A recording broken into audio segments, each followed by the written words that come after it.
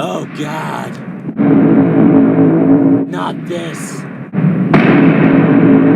For some reason, this is the most controversial movie of 2016. Ghostbusters of all things. This stupid controversy surrounding Ghostbusters was so pointless it made me wonder why anyone bothered with it at all. I may have to turn off the comments in this video or at least filter them so it doesn't become World War III. Anyways, how's the movie? Well, the jokes are either hit or miss. Some jokes are funny, but most don't get a laugh out of me. A part of the problem is that everyone is a comic relief character. There's no straight man, and it has a negative impact on the comedy. And while I'm talking about the characters, Kevin is the worst. He's too stupid. Too unbelievably stupid. There's no way anyone on the face of this earth could be as stupid as Kevin. Also, the villain is underdeveloped as hell. His motivation has something to do with hating people or something, I don't know. This character's backstory about seeing a ghost as a kid is pointless and goes nowhere. Sorry I didn't use her name. Other than Kevin, I can't remember any of the characters' names. That's how poorly written they are. I decided to save this point last because it's the most controversial part, and lots of people will most likely hate me for saying this, but I don't care. The gimmick where the genders of the characters are switched is just that, a gimmick, as an excuse for this movie to exist. I wouldn't have minded if they switched the genders around if the movie gave a reason for it, and the movie doesn't, so it's just a pointless gimmick. Oh boy, I wonder how much hate I'll get for saying that. As a whole, the Ghostbusters remake is okay. It's not terrible, but it's not great either. I can't say how it compares to the original because I've never seen the original in its entirety. All I can say is that if you haven't seen the new Ghostbusters, you're not missing much. There's a new world coming. Tim Burton's movies haven't done well in the past few years, but he seemed to pick things up with Big Eyes, or so I've been told. And Miss Perigrine's Home for Peculiar Children seems to be a step in the right direction. There's a lot of creativity on display in this movie, from the world, to the children's abilities, to the villains. We also get dark imagery and themes, which is to be expected from Tim Burton. Miss Perigrine's does have a few flaws, but to me most of them are so small I don't feel they're worth bringing up. All I could say is that the music choice in one scene is questionable. Also, Aja Butterfield, the actor who plays Jacob, and I hope I'm pronouncing his name right, his performance isn't the best. It's not terrible, but it could use some work. Other than that, Miss Peregrine's is a fun, dark, creative film. Let's hope Burton continues his streak of quality. So let me get this straight. Benedict Cumberbatch will play Doctor Strange, but he won't play Doctor Who? What is this crap? If you're gonna tell, I want Benedict Cumberbatch to play the Doctor on Doctor Who. I think he'd be great in the role. Doctor Strange is the first Marvel movie since Age of Ultron that spiked my interest.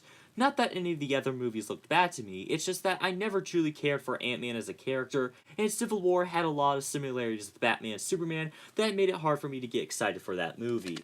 Doctor Strange, on the other hand, was sending the Marvel Cinematic Universe somewhere new. Magic. We never had full-on magic in the MCU before, so I was interested to see what they did with the concept, and the movie didn't disappoint, for the most part, but more on that later. Benedict Cumberbatch is great as Doctor Strange, was there ever any doubt, and the magic elements are used inventively, and the visuals in this movie. People online have talked about how one does not need to be high on drugs to watch this movie, and they are right, because the visuals will do that for you. The comedy is blended in well with everything else in the movie. I don't feel like Doctor Strange needed to have comedy, but it's nice to have a few jokes in this movie. The way the villain's defeated at the end is pretty clever. I won't spoil anything, but all I will say is that they use a pretty clever method of taking him out. One criticism Marvel has is that they always write underwhelming villains, and it's no different here. I will agree with this criticism to some extent. In my opinion, Obadiah Stane, Loki, and Ultron are well-realized villains that break this mold, and all the other villains don't leave much of an impact. And I will agree that the villain here isn't much different. They do give him a good motivation, but as far as his character goes, there isn't much to salvage. Doctor Strange isn't Marvel's best movie, but it's still a good picture. Moana, without a doubt, has the best soundtrack I've heard all year. Just like Doctor Strange's visuals, Moana is also visually appealing and is pretty funny. The characters are well realized and the film is family fun. The monsters are creatively designed and the movie keeps your attention despite the fact that most of it takes place on open sea. Moana does have one flaw, in that the emotional scenes don't hit home.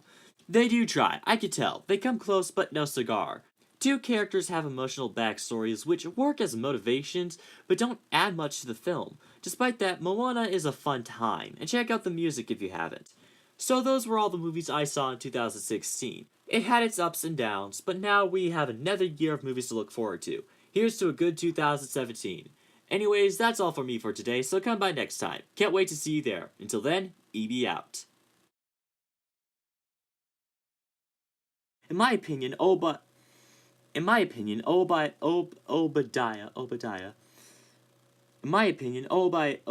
son of a. In my opinion, God, I cannot pronounce this. Obadiah Stane. Okay. In my opinion, oh my God, Obadiah. How is that? In my opinion, Jesus Christ. Oh my God, I hate this so much. I hate this so much. This is just awful. I can do this. I know that I can make it as long as somebody takes me home. Copyright, I can't sing this. Okay.